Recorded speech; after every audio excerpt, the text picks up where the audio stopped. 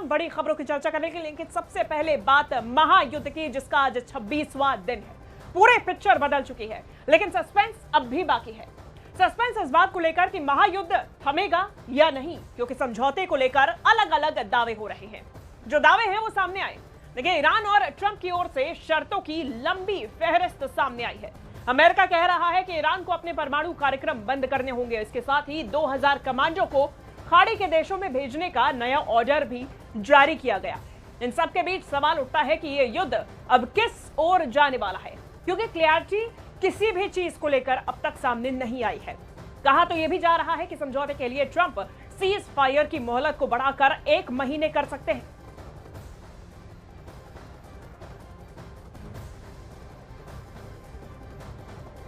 और बड़ी जानकारी इस बीच सामने आई, जहां लेबनान पर इजराइल के हमले में 9 लोगों की मौत की जानकारी सामने आई। आईडीएफ ने एक शरणार्थी कैंप को निशाना बनाया।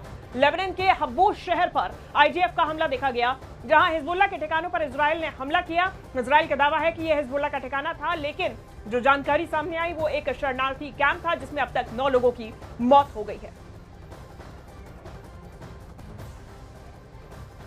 तो वहीं ईरान जंग ने अमेरिकी राष्ट्रपति की छवि बिगाड़ दी। पश्चिम एशिया वॉर से ट्रंप की पॉपुलैरिटी कम हुई है।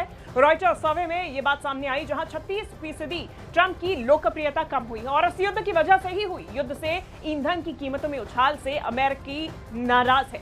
रॉयटर्स सर्वे में सामने आया कि 55% लोगों ने यह माना कि जंग से महंगाई बढ़ गई है और इसी वजह से जो ट्रंप की लोकप्रियता है वो कम हो गई है। ये जंग शुरू होने के बाद से अमेरिकी अब ट्रंप को भी नापसंद कर रहे हैं और ऐसे में 36% अमेरिकी राष्ट्रपति डोनाल्ड ट्रंप की जो लोकप्रियता है वो कम हो गई। वहीं इस बीच जानकारी सामने आई, जहां इजराइल के एक फैक्ट्री में भीषण आग लग गई। ईरानी हमले में फैक्ट्री में आग लगने की आशंका जताई गई। हादसे से पहले इलाके में सायरन की आवाज गूंज उठी और इसके बाद बीरशेवा इलाके में एक फैक्ट्री में अचानक ही ब्लास्ट हुआ, आग लग गई। ये तस्वीरें सामने आई, जहां आसमान तक धुएं का गुबार उठता हुआ नजर आया है और ये जो पूरा इलाका है ये इजराइल का इलाका है, जहां पर एक फैक्ट्री में आग लगी। ईरान की तरफ से लगातार मिसाइलें दागी जा रही हैं और इन्हीं हमलों के बीच में अब इजराइल के प्लांट्स, साथ ही साथ में इनकी फैक्ट्रीज, उद्योग सेंटर्स, तमाम चीजों को निशाना बनाया जा रहा है। ईरानी हमले में एक फैक्ट्री में आग लगती हुई नजर आई।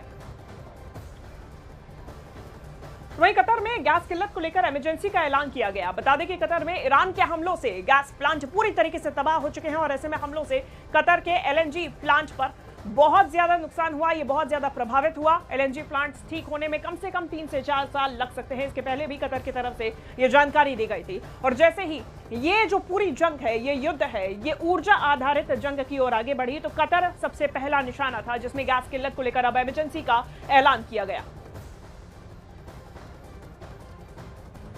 और इस जंग के बीच में दुनिया में तेल और गैस की किल्लत खत्म करने को लेकर नेतन्याहू अब नए प्लान पर काम कर रहे हैं। और चलिए अब आपको मैप के जरिए समझाते हैं कि अभी तेल और गैस के लिए दुनिया के कई देश हॉर्मुज़ स्ट्रेट पर कैसे निर्भर हैं, लेकिन अब फोकस बाब अल मंडेब को लेकर हो रहा है। नेतन्याहू का जो प्लान है वो आपको हम समझाते हैं। सबसे पहले ये जो पूरा नक्शा है आप इसे समझिए, ये नक्शा है गल्फ का। यहाँ पे सारे खाड़ी देश अपने ऑयल की सप्लाई करते हैं। यहीं से ये ऑयल पश्चिम एशिया की तरफ और खासतौर पे चीन, भारत, एशिया की तरफ आगे बढ़ता है, जाता है। अभी तक स्ट्रेट ऑफ हॉर्मुज़ जो यहाँ पर है इसका इस्तेमाल किया जाता था। यहाँ ईरान की तरफ से जब से हमले शुरू हुए हैं तो ये स्ट्रेट ऑफ हॉर्मुज़ ब्लॉक हो चुका है। इजराइल की तरफ से यानी कि नेतन्याहू की तरफ से पहले ही इस बात का ऐलान कर दिया गया था कि अब हमें स्ट्रेट ऑफ हॉर्मुज़ का विकल्प खोजना है, जो कि अब यहाँ पे आएगा। ये देखिए, यमन, सऊदी अरब, भूमध्य सागर और इजराइल, ये जो इलाका है ये है स्वेज कैनाल और यहीं से अब जो है इजराइल की तरफ से एक नए पाइपलाइन के माध्यम से गैस और तेल लाए जाने की कोशिश की जा रही है। अब स्वेज कैनाल के माध्यम से ये जो पाइपलाइन यहां से गुजरती है, इस पूरे इलाके को कहते हैं बाब अल मंडेब, यानी कि इजराइल और यूएई दोनों के लिए ये बेहद महत्वपूर्ण इलाका है। अब नेतन्याहू का जो प्लान है वो है इजराइल के जरिए गैस की, तेल की सप्लाई हो और इजराइल एक बहुत ही इंपॉर्टेंट फैक्टर तेल और गैस के सप्लाई में बन जाएगा।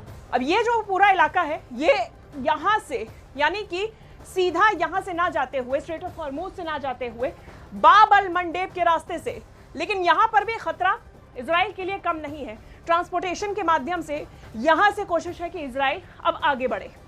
लेकिन बात की जाए हॉर्मुज़ की, तो हॉर्मूज में दुनिया की इसे तेल लाइफलाइन कहा जाता है। अब यही बन गया है डोनाल्ड ट्रंप का सबसे बड़ा दांव। वो इसीलिए क्योंकि मिडिल ईस्ट में बढ़ते तनाव के बीच में अमेरिका ने अचानक ही अपनी सबसे तेज स्ट्राइक फोर्स यानी कि 82nd एयरबोर्न डिवीजन को तैनाती के लिए तैयार कर दिया है। सवाल है कि क्या ट्रंप हॉर्मूज को सैन्य नियंत्रण में लेने की तैयारी कर रहे हैं या ये सिर्फ एक दबाव की चाल है ईरान को झुकाने के लिए।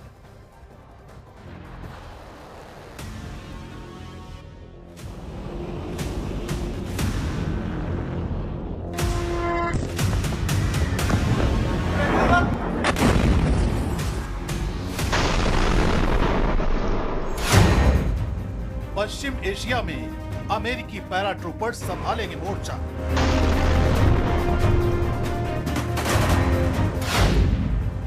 जंग के मैदान में अमेरिका की सबसे घातक ब्रिगेड।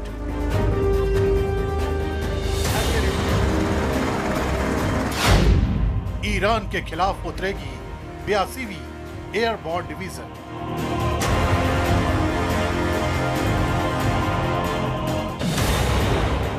पश्चिम एशिया में चल रही जंग शांति बनाम संग्राम के उस पड़ाव पर पहुंच गई है जहां से हर अगला कदम इतिहास बदल सकता है। इसी मोड़ पर डोनाल्ड ट्रंप ने अपना सबसे बड़ा दांव खेला है, तेजी से हमला करने वाली फोर्स को आगे बढ़ाकर। 82वीं एयरबोर्न डिवीजन की तैनाती इस बात का संकेत है कि अमेरिका अब सिर्फ समुद्र में मौजूदगी नहीं बल्कि जमीन पर भी नियंत्रण की तैयारी कर रहा है।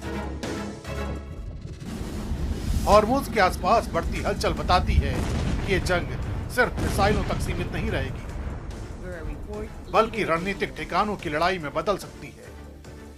सवाल यह है कि आखिर जंग के इस पड़ाव पर अमेरिका की एयरबोर्न डिवीजन का मैदान में आने का मतलब क्या है? रिपोर्ट्स के मुताबिक 2000 पैराट्रूपर्स को जंग में उतारने का आदेश जारी किया गया है। यह कोई साधारण यूनिट नहीं है बल्कि 82वीं एयरबोर्न डिवीजन है, अमेरिका की सबसे तेज और घातक स्ट्राइक फोर्स।